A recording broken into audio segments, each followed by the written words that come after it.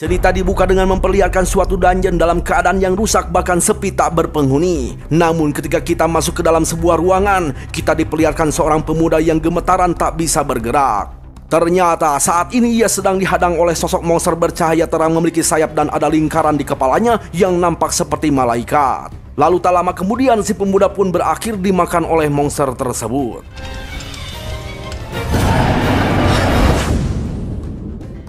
Singkat cerita, si pemuda pun akhirnya hidup kembali. Namun yang membuat terkejut di sini, si pemuda kembali hidup dengan wujud sebuah kerangka.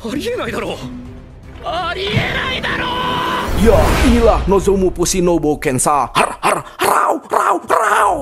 Yo hello bro, gimana kabarnya? Semoga kalian diberi kesehatan dan rezeki yang melimpah. Kali ini Bang Ultra akan menceritakan sebuah anime yang baru rilis di bulan Januari berjudul Nozomu Fushinobu Kensa. Uniknya, anime ini memiliki kisah yang berbeda dengan anime-anime lainnya bro, yang dimana sang MC merupakan petualang terlemah di dunianya itu. Meski sudah berlatih setiap hari selama 10 tahun, ya si pemuda ini tetap saja lemah, tidak ada perkembangan. Dan apesnya, si pemuda ini berakhir mati dimakan oleh sosok monster yang tidak dikenal. Namun si pemuda ini dihidupkan kembali menjadi sosok kerangka hidup yang lebih lemah dari hidupnya yang dulu. Duh, kasihan banget ya bro. Tapi tenang, dengan wujudnya yang baru itu, si pemuda itu bisa berevolusi menjadi sosok mayat hidup terkuat dan mungkin bisa menjadi vampir terkuat. Lantas seperti apa kisahnya? Mari kita langsung gaskan saja.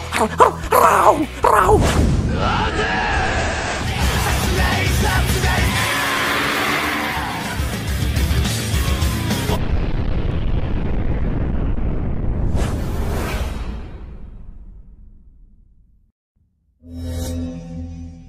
Ya, di sini kita pun diperlihatkan sebuah kisah sebelum kejadian si pemuda itu mati. Ternyata si pemuda merupakan seorang petualang yang miskin bernama Ren Paina. Perlu diketahui, Ren di sini merupakan seorang cendekiawan yang memiliki jadwal tidur tidak teratur layaknya orang miskin yang harus bekerja keras mencari uang. Ternyata di dunia ini hanyalah bangsawan dan pedagang kayalah yang bisa tidur nyenyak dan bangun di siang hari. Dan perlu diketahui juga, ternyata Ren di sini merupakan petualang terlemah berperingkat perunggu alias petualang paling rendah. Nah, sebagai petualang yang miskin, Ren berangkat pagi-pagi agar mendapatkan misi yang bagus di dalam guild. Dan sebagai peringkat terendah akan mendapat macam-macam misi yang mudah. Misalnya mengumpulkan tanaman, membersihkan parit dan penjagaan. Atau mungkin nyese. Lalu tak lama muncul kawan-kawan Ren mengajak Ren bergabung ke dalam party untuk menumpaskan labirin refleksi bulan.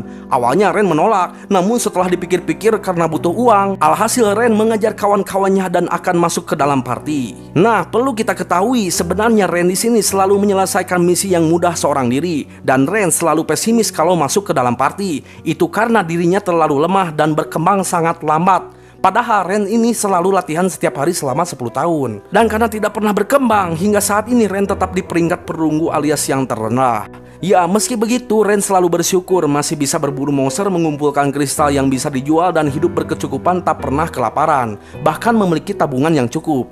Namun suatu hari Ren tertimpa sebuah kesialan yang tidak bisa ia hindari. Lebih tepatnya pada saat menjelajah labirin refleksi bulan, yang dimana ketika itu labirin tersebut sudah dijelajahi oleh orang lain sehingga sudah kosong melompong. Namun sungguh tidak disangka Ren menemukan sebuah jalan rahasia yang belum diketahui oleh orang lain. Jelaslah Ren di sini sangat tergiur dan langsung memasukinya. Itu karena tempat yang belum dijelajahi pastinya masih banyak item-item langka yang berharga. Tapi di sini Ren pun sadar dengan kemampuannya itu yang sangat lemah, pastinya akan sangat berbahaya berada di sini. Ya, meski begitu, Ren tetap menjelajah dan mencari aman. Itu karena hanya dengan menjual informasinya saja tentang jalan rahasia ini, Ren akan mendapatkan banyak uang. Namun apa yang terjadi? Ren malah teledor masuk ke sebuah ruangan yang dimana ruangan itu terdapat sebuah monster bersayap memiliki lingkaran di atas kepalanya yang nampak seperti malaikat. Dan karena saking takutnya, tubuh Ren membeku tidak bisa kabur. Alhasil Ren langsung dimakan dan ketika terbangun, Ren sudah menjadi kerangka hidup.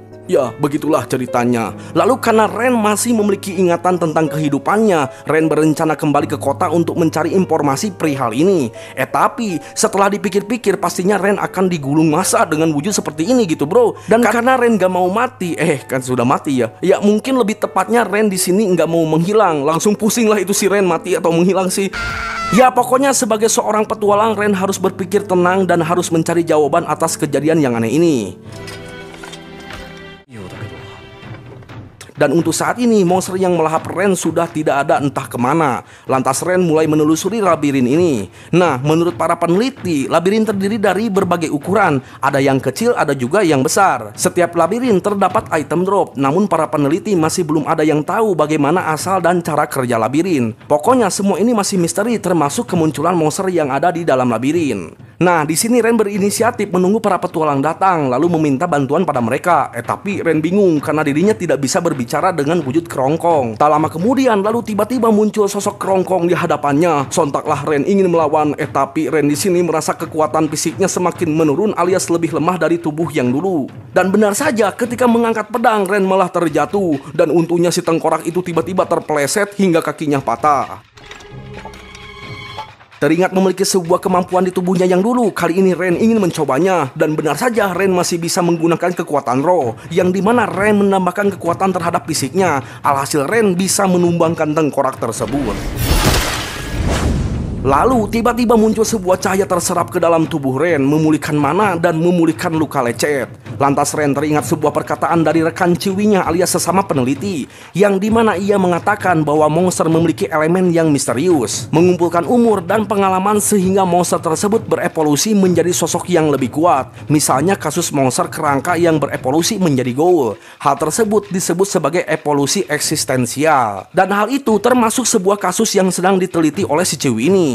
Nah, disinilah Ren mulai semangat ingin mencapai evolusi eksistensial yang dimana nantinya Ren bisa memiliki daging, lalu Ren akan menyamar menggunakan topeng dan kembali ke kota. Maka dari itu mulai saat ini Ren terus memburu monster yang ada di labirin ini. Nah, setelah mengalahkan beberapa kerongkong, Ren mulai merasakan kemajuan di tubuhnya. Lantas Ren mulai mencari monster yang lebih kuat. Malah ketemu Slime. Ya, meski Slime tergolong monster yang sangat lemah, namun tetap Ren harus hati-hati karena Slime memiliki fisik yang lentur, yang dimana serangan fisik takkan mempan terhadapnya. Meski begitu, Ren tetap yakin dengan kekuatan roh dirinya mampu memotong inti Slime. Dan benar saja, dengan mudahnya Ren mengalahkan Slime. Jelas Ren terheran, mungkin ini kebetulan gitu bro. Nah, setelah itu Ren mengambil batu sihir lalu mengambil cairan murni dari Slime. Ternyata cairan Slime murni bisa dijual sebagai bahan kecantikan bagi para ciwi, yang dimana cairan Slime murni ini mampu menghaluskan kulit bro. Dan semua bahan yang dikumpulkan ini bisa membayar kontrakan selama beberapa hari. Lumayan bro, daripada lumayan. Sementara itu di sisi lain, lebih tepatnya di dalam guild, seorang resepsionis bernama Sheila kebingungan menjawab pertanyaan rekan-rekannya yang menanyakan keberadaan Ren. Ternyata si Ren itu selalu ditugaskan untuk membimbing para petualang pemula bro. Dan di sini Sheila sadar mungkin Ren sedang sibuk melakukan misi lain. Secara dia kan manusia, pastinya butuh uang yang lebih besar gitu bro. Hai. Ya, kembali pada Ren yang sedang melamun memikirkan kenapa dirinya tidak merasa mengantuk, bahkan tidak lapar. Ya, di sini Ren pun menyadari bahwa dirinya telah menjadi undead dan tubuhnya yang berwujud kerongkong pasti akan berjatuhan ketika makan roti. Nah, setelah mengalahkan banyak monster semalaman, Ren merasakan perubahan besar di dalam dirinya, lebih tepatnya kembali normal seperti tubuhnya yang dulu. Bisa memakai kekuatan roh, memakai mana sihir, bahkan bisa menggunakan sihir suci. Jelas di sini Ren terkaget, aku ini undead loh, kok bisa pakai sihir suci? Dan karena kayaknya nggak berguna untuk tubuh undead, Ren mencoba menggunakannya terhadap roti. Jadi bersihlah itu roti, bahkan bisa tahan lama selama 3 hari. Pertanyaannya, itu roti buat apa sih? Nah, di sini Ren akan mulai fokus farming agar bisa mendapatkan evolusi. Tapi Ren pesimis kalau misalnya ia melawan sekumpulan monster sekaligus, pastinya Ren akan berakhir mati. Lantas Ren bertanya-tanya, kenapa dirinya selalu menjadi lemah? Bahkan dulu pun masih lemah, padahal Ren selalu berlatih setiap hari selama 10 tahun, tapi tetap saja lemah. Ya, sebenarnya Ren di sini memiliki kekuatan roh, mana dan sihir suci yang terbilang sangat langka. Tapi kenapa Ren tetap lemah? Apakah Ren memang tidak cocok sebagai petualang? Atau mungkin seharusnya Ren menjadi seorang petani atau mencari pekerjaan lain gitu? Mungkin nyesel? Ya, meski begitu, dulu Ren selalu yakin bahwa ia akan menemukan jalan ninjanya dan terus hidup berlatih tanpa henti, menyelesaikan misi selama 10 tahun untuk menjadi petualang tingkat mithril. Nah, karena teringat perjuangannya itu, Ren jadi lebih bersemangat kembali untuk menggapai tingkat mithril yang tidak bisa digapai oleh para petualang biasa. Dan itu adalah tujuan Ren selama hidup. Maka dari itu, untuk saat ini Ren akan melanjutkan tujuannya itu meski sudah menjadi kerongkong.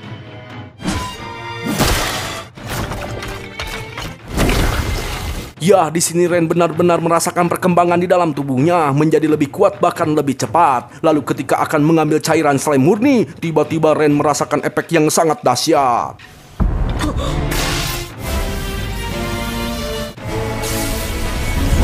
Ternyata Ren telah berhasil berevolusi menjadi sosok ghoul yang memiliki daging bahkan memiliki rahang. Meski tubuhnya kering dan jijik, tapi Ren kini mulai semakin yakin bahwa dirinya bisa berubah menjadi sosok undead tertinggi dan mungkin akan menjadi vampir yang memiliki wujud seperti manusia. Lalu untuk percobaan, Ren mulai berlatih berbicara dengan tubuh barunya itu.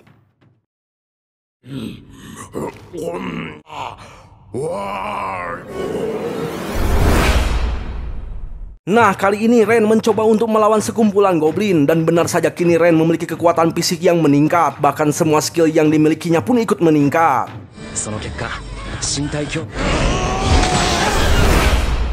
Lalu setelah mengalahkan para goblin, Ren mendengar suara seseorang yang sedang bertarung dan benar saja ketika dicek terlihat ada seorang ciwi sedang melawan monster kerongkong. Di sini Ren sangat senang bisa melihat manusia, tapi Ren gak bisa mendekatinya itu karena Ren telah menjadi ghoul yang ada pastinya si ciwi itu akan menyerang atau lari. Maka dari itu Ren akan melihatnya dari kejauhan. Tapi di sini Ren tidak mengenal si ciwi itu, bisa jadi si ciwi itu merupakan petualang baru deh.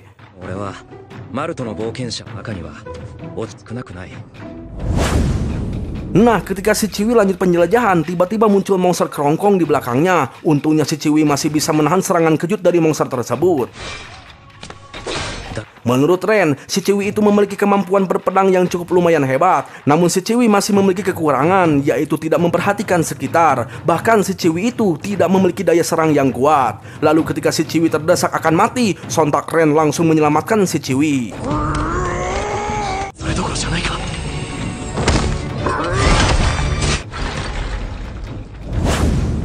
Dan ketika Ren mencoba mendekati, si Ciwi itu merasa ketakutan. Ren pun membuang pedangnya dan mencoba berusaha berbicara dengan suara yang kurang jelas. Meski begitu, si Ciwi lumayan paham apa yang dikatakan Ren, yang dimana Ren mencoba menjelaskan bahwa dirinya merupakan seorang petualang bernama Ren.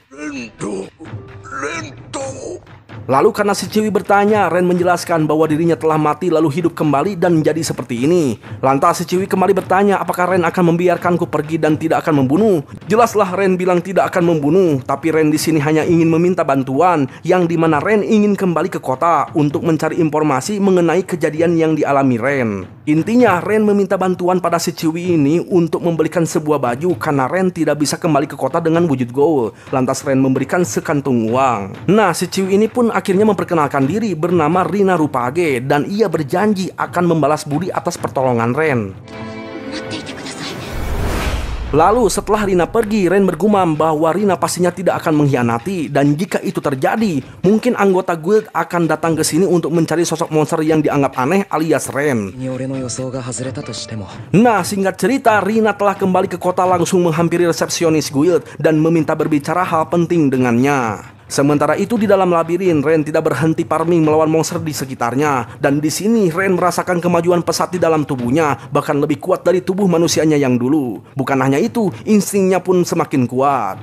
Nah, tak lama kemudian Rina datang kembali ke dalam labirin. Ketika dihampiri, Rina begitu waspada karena takutnya bukan Ren. Di sini Rina terheran mendengar perkataan Ren yang semakin lama semakin jelas. Lantas Rina pun memberikan sekantung perlengkapan berikut uang kembalian. Tapi Ren terlihat sedih karena Rina masih saja mewaspadainya. Lalu ketika memeriksa perlengkapan di dalam kantung, Ren begitu terharu karena Rina sangat perhatian, yang dimana Rina menyiapkan perlengkapan yang bisa menutupi bagian-bagian tubuh Ren yang mencolok. Ternyata Rina yang berbicara dengan resepsionis sebelumnya bukan membocorkan keberadaan Ren, melainkan Rina hanya bertanya toko-toko yang cocok untuk membeli perlengkapan karena Rina belum begitu mengenal kota itu.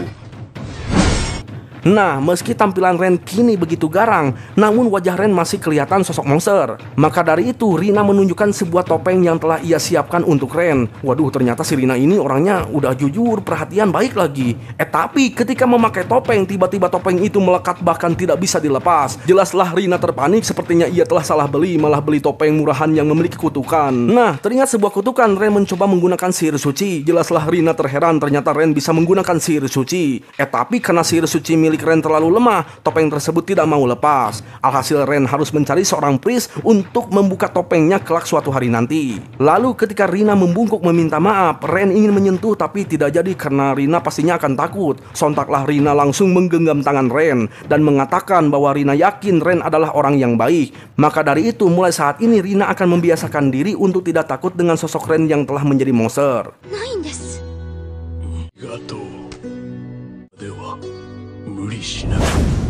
Nah, singkat cerita, Ren dan Rina telah menaiki kereta menuju kota Malt. Di sini Rina bercerita bahwa dirinya telah mendaftar sebagai petualang di ibu kota.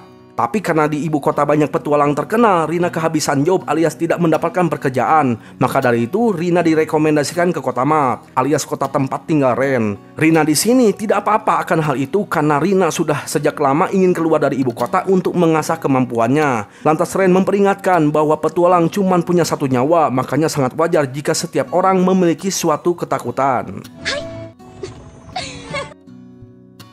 Singkat cerita, Ren dan Rina telah sampai di gerbang depan kota. Tapi Ren sangat takut karena banyak orang yang mengenali identitasnya. Lebih tepatnya Ren pastinya bakal dicurigai. Lantas Rina menyarankan untuk pergi ke gerbang barat. Tapi Ren merasa keberatan karena selalu merepotkan Rina. Mungkin lebih tepatnya Ren tidak mau melibatkan Rina lebih jauh. Itu karena jika Rina ketahuan membantu monster, Rina akan mendapatkan masalah bahkan mendapatkan hukuman. Sontaklah Rina menjelaskan bahwa dirinya ingin terus membantu Ren terus hingga ke depannya. Itu karena kalau tidak ada Ren di waktu itu, mungkin hingga saat ini Rina takkan hidup alias mati dibunuh kerongkong. Maka dari itu Rina ingin membalas budi. Singkat cerita, Rina dan Ren telah sampai di gerbang barat. Ketika diperiksa, mereka berdua menunjukkan tanda pengenal. Awalnya aman, tapi para penjaga mulai curiga kenapa Ren menutupi seluruh tubuhnya. Sontaklah Rina menjelaskan bahwa Ren memiliki luka yang fatal akibat serangan monster di dalam labirin. Dan Ren tidak bisa membuka topengnya karena topengnya itu terkutuk tidak bisa dilepas. Dan untuk membuktikannya, si penjaga mencoba melepas topeng itu. Dan benar saja topeng itu tidak bisa dilepas. Alhasil, para penjaga merasa kasihan dengan nasib Ren dan mereka membiarkan Ren dan Rina masuk ke dalam kota. Jelaslah Rina di sini sangat senang karena aktingnya telah berhasil dan Ren mengagumi Rina yang pintar. Lalu ketika kereta kuda lewat, tiba-tiba Ren menghilang. Jelaslah Rina terheran dan terus mencari kemana Ren pergi. Ternyata Ren sengaja pergi dari Rina dan sembunyi di balik tembok atap rumah. Ren menilai kalau Rina itu adalah orang yang baik, punya bakat bertarung dan juga pintar. Pastinya untuk kedepannya Rina akan menjadi petualang yang hebat. Dan itulah alasan kenapa Ren meninggalkan Rina. Karena sepengalamannya selama ini, setiap orang yang memiliki bakat dan pintar, lambat laun akan meninggalkan Ren seperti teman-temannya Ren sebelumnya. Tapi di sini Ren berjanji suatu hari nanti Ren akan menemui Rina jika Ren sudah berwujud hampir mirip dengan manusia. Lalu alasan lainnya, Ren memang butuh orang untuk membantu, tapi itu kurang efisien karena Ren membutuhkan orang untuk diajak kerjasama, yaitu teman sesama penelitinya. Lantas malam harinya Ren menghampiri temannya itu. Lalu karena rumahnya tidak dikunci, Ren masuk begitu saja. Ternyata gede bro. Maksudnya teman Ren itu sedang tidur, bernama Lorraine. Lalu tak lama Lorraine terbangun dan menyadari bahwa di balik topeng itu adalah Ren. Lantas Ren menunjukkan tangannya. Sontaklah Lorraine terkejut apa yang terjadi dengan Ren. Ya segitu dulu bro ceritanya, gimana seru nggak? Lanjut kan nih, ini anime gue yakin kedepannya bakalan seru bro. Bahkan bakalan jadi salah satu anime yang akan selalu gue tunggu. Jadi gimana, mau lanjut gak? Lanjut gak? Ya jadi wesi. Yang artinya halo pemirsa yang budiman, jangan lupa like dan subscribe-nya supaya Bang Ultra tetap terus membuat konten-konten terbarunya sambil menikmati secangkir kopi yang ditemani manisan melon, semangka, dan buah-buahan lainnya. Pokoknya setiap konten yang ditonton, ambil baiknya buang buruknya. Terima kasih telah menonton, sayonara goodbye. Ingat jangan lupa bahagia ya pemirsa. Lanjut ya.